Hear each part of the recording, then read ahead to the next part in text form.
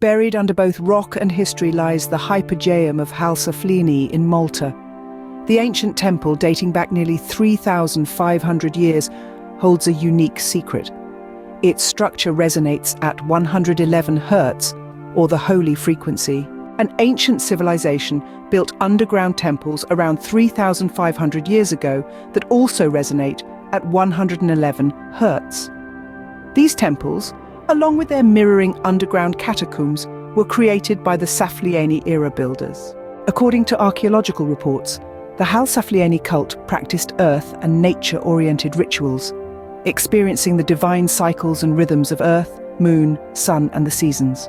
The Hypogeum of Malta, built between 3,500–2,500 BC and discovered in 1902, holds the oracle chamber, which resonates at the same frequency, 111 Hz. This discovery was made by Paul Devereux, an archaeoacoustician professor from Cambridge. UNESCO added the Hypogeum to the World Heritage Site list in 1980. In one of the decorated chambers, there is a small niche that echoes when someone speaks into it. This effect may have been exploited as part of the rituals that took place in the chambers. The significance of 111 Hz goes beyond its resonance. Pythagoras, the ancient philosopher, created his musical scale starting with a note A that resonates at the frequency of 111 Hz. This divine sound and frequency principle still hold importance in various beliefs. MRI scans have shown that when exposed to 111 Hz, the brain switches off the prefrontal cortex and deactivates the language center.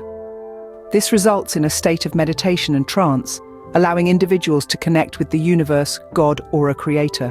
Researchers have also explored the healing properties of 111 Hz.